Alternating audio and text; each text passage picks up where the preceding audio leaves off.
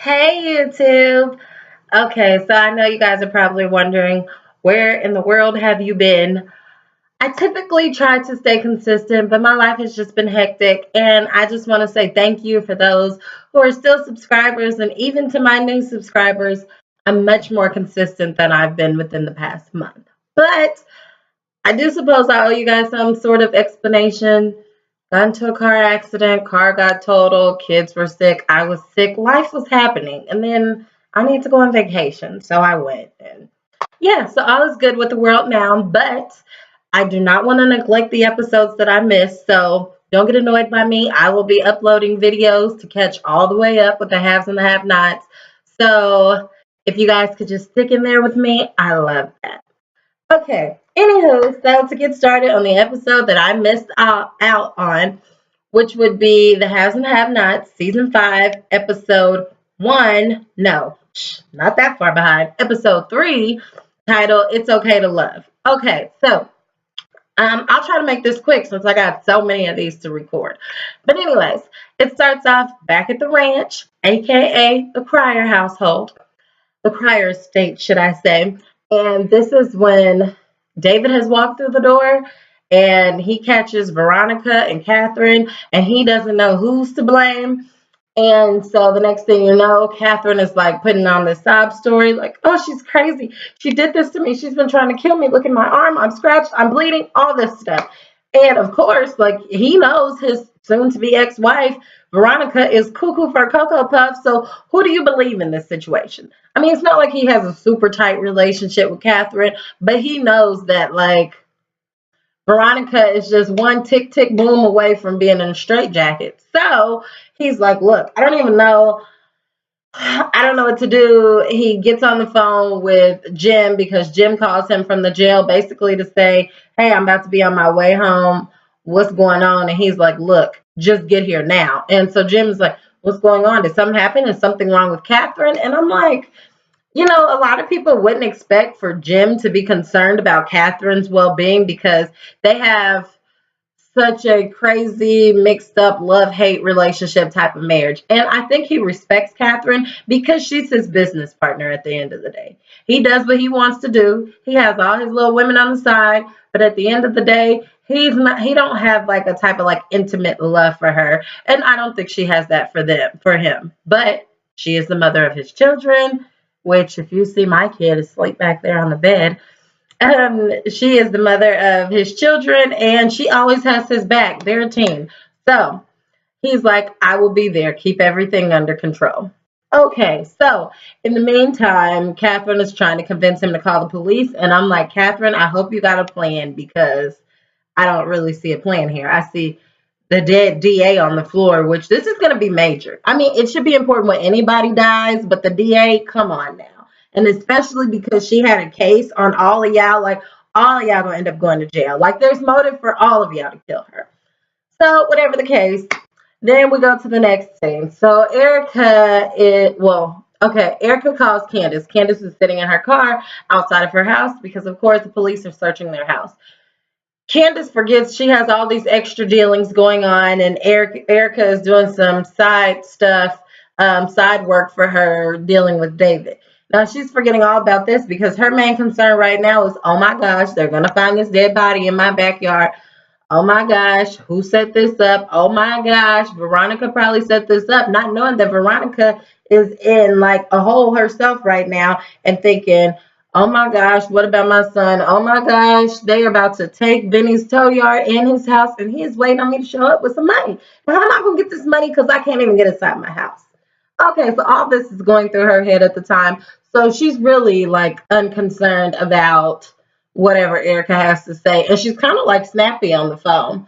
And so Erica is basically like giving her an update on David, and I have him wrapped around my finger and all this stuff. And then she says, hey, by the way, you might want to watch your back because I heard that War is going to be getting out of jail.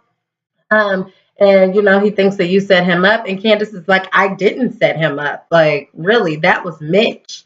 And she was like, well, whether it was you or it was Mitch, he's going to come for both of y'all because he thinks that both of y'all are responsible for putting him in jail and y'all are working together. She's like, oh man, let's add this another thing to my list of like major emergency problems and concerns. So next thing you know, she says, when how did you know that Ward was getting out of jail? And so then Erica is like, oh, well, I have some contacts down at the jail and they told me he'd be getting out. And I'm thinking, Erica, you know good and well that you know this information because you're eavesdropping on David's conversations. But if you're working against David for Candace, why in the world are you not just telling her? Are you developing some type of feelings for David? Like, why are you trying to protect him? I don't understand this. But whatever the case, I think she should just give up all the information she knows. But, for whatever reason, she might be holding that in her back pocket. I don't know. So, whatever the case, you can tell that Candace doesn't really believe her, but she just goes with it. So then Erica says, okay, so back to David. So, should I sleep with him? And I'm thinking, girl, you must want to sleep with him because I mean, you're just kind of moving a little fast, and I really do think she has a thing for him. So whatever the case, she's like, Candace is like, yeah, you can sleep with him, but don't have like, like corporate America type of sex. Like, don't have that type of sex. Have like, like I'm emotional Southern girl. Let's like weep and cry and cuddle together. Like, make him like really trust you and like cuddle with you, and then you'll have him. So Erica's like, I could do that. And I'm thinking, Candace, I know that you probably think your girl is a pro. Okay. But at this point, I really don't have any faith in her because a part of me feels like Erica is going to slightly start to fall for him, just as Candace is the one that fell for Oscar. So, whatever the case, we'll see how that turns out.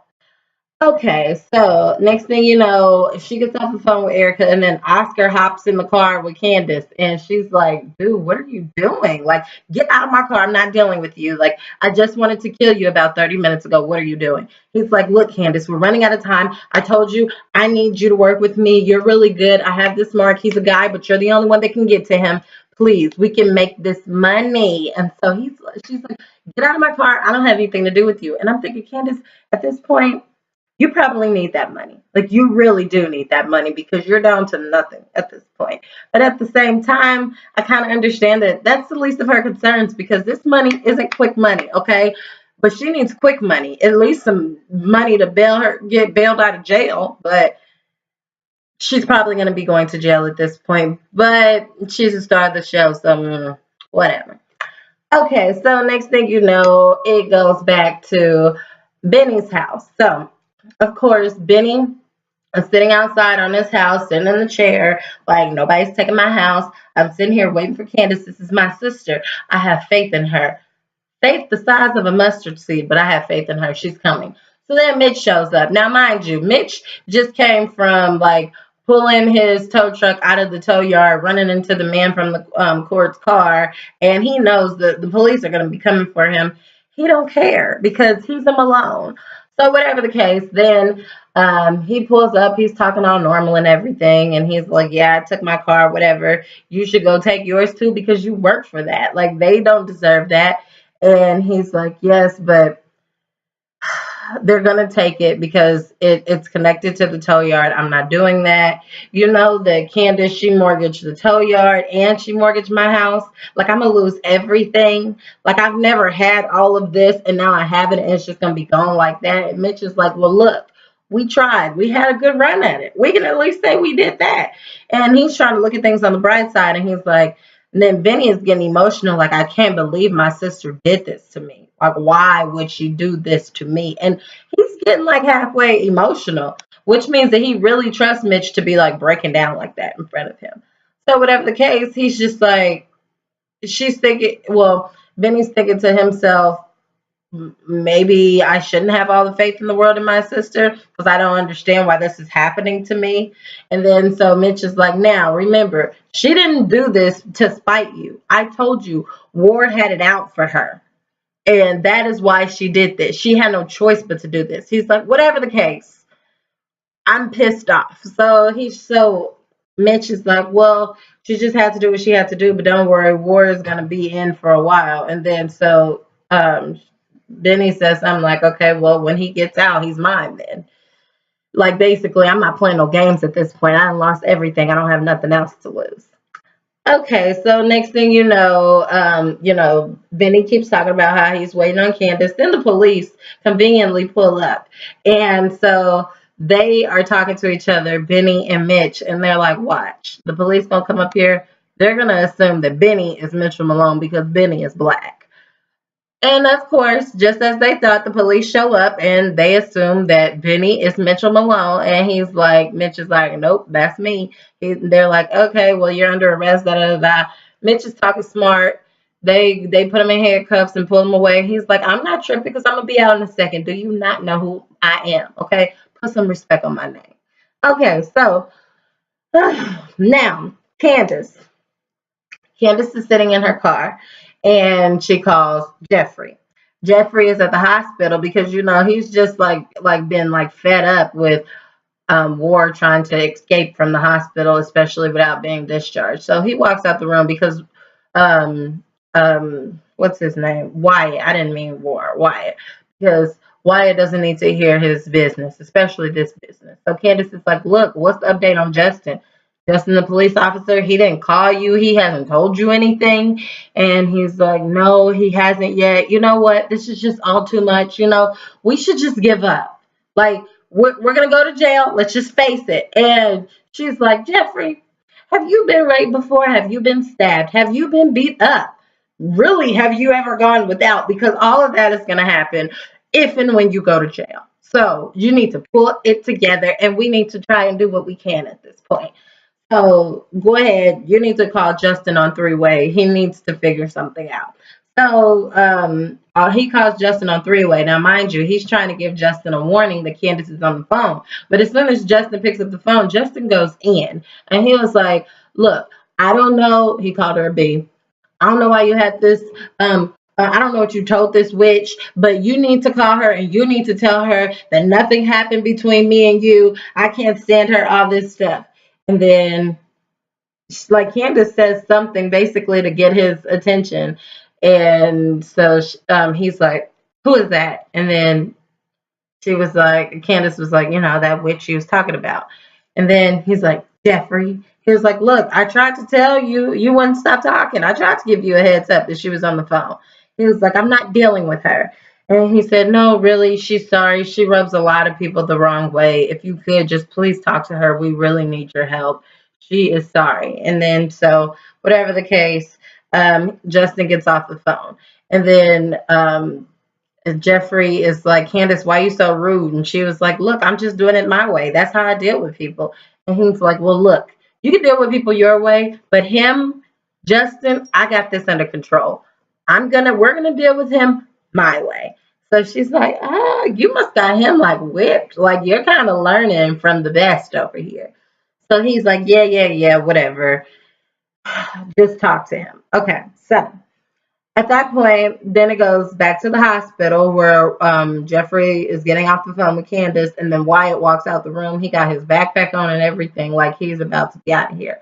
So Jeffrey is like, dude, what are you doing? Like, you haven't been discharged. I told you, you cannot leave right now. You're not well enough to leave. And Wyatt is like, I heard you. He's like, you can't leave right now. Yep. I heard you. And then so she's like, you know what, whatever. Because you're going to leave anyway, so I may as well just follow you at this point. Okay, so now back to Candace. So Candace had just gotten off the phone with Jeffrey, and then Justin, he is still inside of her house. Justin is in the kitchen. He goes in the drawer, gets a red permanent marker, then goes outside, just tries to like blend in, goes into the backyard, goes to the hot tub, and wipes a little of the red permanent marker on there and smears it in, so kind of it will look like blood or something. And in my mind, I'm thinking, did that help or hurt it? I know his intentions were to buy them more time, but the police officers was just kind of standing around looking dumbfounded at first, but now you're drawing their attention to stuff as if they should be looking for something outside. So whatever, that could have went either way. So then he walks outside in front of the house to go talk to Candace. Of course, she apologizes, and he says, look, I bought you some time. That's all I can do. You need to leave, and you need to tell Jeffrey to get somewhere where he can't be found. And she's like, you really like him. He's like, look, I told you, it's not like that. And she's like, it's okay. And he's like, it's not, okay? She was like, you really care about him. He was like, look, I don't even know why I'm helping you guys right now. I don't even know why I'm so deep in this. But she's like, because you like, he's like, look, let it go. Okay, so whatever, she lets it go. So next thing you know, Hannah comes outside of the house to check on Benny because he's sitting in the front, and she's like, "Look, I'm gonna sit here with you." And he said, "No, you're not, because you're gonna tell me every 5 minutes to go pack my bag. I'm telling you, my sister's coming. She's on her way." And Candace is like, "She's not coming." And he said, "Yes, she is." And she's like, "Look, you're only getting mad at me because you know that I'm right. She's not coming. And even if she does show up, you still like they're still going to take the house." And then he said, "Well, yeah, but at least like we'll have some money and we could stay in a nicer hotel and eat good food and stuff." Like, he's just been hopeful for something, some type of bright light at this point, which I understand. And then she's like, "Look, I am glad that your sister, she gave you this house, she gave you this tow yard, because that lets me know that maybe there's hope. Maybe she has a heart and she's a loving and caring person, at least when it comes to you." And he's like, "Look, cut that mess out. Like, just stop." And she's like, "You know what? Okay, but I'm going to go pack my bag. And me and Q, we are going to go, little Quincy, we're going to go to a hotel and we will be there waiting for you. But I really think you should come with us." So, whatever the case. Now, back to the ranch. Katherine, Veronica, David. So David is all of a sudden like caring for not Veronica's, Catherine's like wounds and like trying to help her out. So then at this point, Veronica starts reminiscing. Like, she's really going into crazy mode right now in her head. You know, when women have too much time to think, so like your mind just goes everywhere. So at this point, she's like, "I remember when you used to be so loving and caring towards me. And what happened to that?" And he's like, "Look, Veronica, I've loved you beyond reason. I've loved you despite all of the crazy things you've done. And at this point, I am done." She's like, "Oh, you're done? You're done? Or are you just sitting there waiting? Are you waiting for the boss man to come and show up and tell you what you can do so he can tell us, give us our orders?" And so it's like, she's playing like she's like a little slave, because when she says boss man, she's referring to Jim to come and clean up or fix the situation. So David is not paying her no attention, because in David's mind, he's not waiting for the quote unquote white man. He just doesn't want to make any wrong decisions. And this is another judge he's dealing with. So it would be better if it wasn't all his decision and it was like two heads put together. So whatever the case, when Veronica's doing all that, Katherine is just making it worse. She's like, "Wow, David, now I see why you left her. Like, I see why you walked right into the arms of another woman, because I don't know how you did it." So he's like, "Stop, Katherine, stop. You're making it worse." And then so Veronica starts tripping. She's like, "You know what? I will destroy you in court. When this goes to court, I will destroy you, Katherine. And you know what? You two are probably in on this together. You're in on this together. Actually, it was the three of you," as referring to the dead DA. Like, "Yeah, she set this up so she can get shot and killed." Like, how stupid is that? No. But she's delusional at this point. She's like, "Yep, all three of you were in on this together. You planned it. It's going to stick in court. It's going to be great." So they're looking at her like, "Girl, you're tripping." Then all of a sudden, Katherine, which I don't understand why she did this, but she's like, the gun. The gun is on the couch. The gun is right by her. And I'm like, "Katherine, shut up, because you're making it worse. You're drawing attention to it. She's been sitting by this gun this whole time and she never noticed it. Now she's going into a moment of psychosis and you're going to give her a hint. Hey, the gun's right there. Please shoot us. Are you stupid, Katherine? Like, I thought you was smart, but come on now. Like, for real. Like, come on."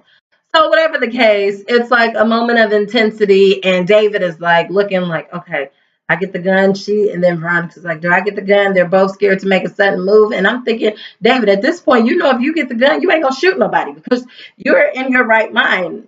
Veronica, maybe not so much. So quit thinking so hard. Just swipe it, or like, I don't know, like kick her or something. I don't know. Throw her off and get the gun. But whatever the case, I thought this was going to be fast. Of course, it wasn't, because I'm so detailed. But whatever the case, as always, check me out. Please like, comment, and subscribe, and check me out at mrsblogaholic.com. Bye.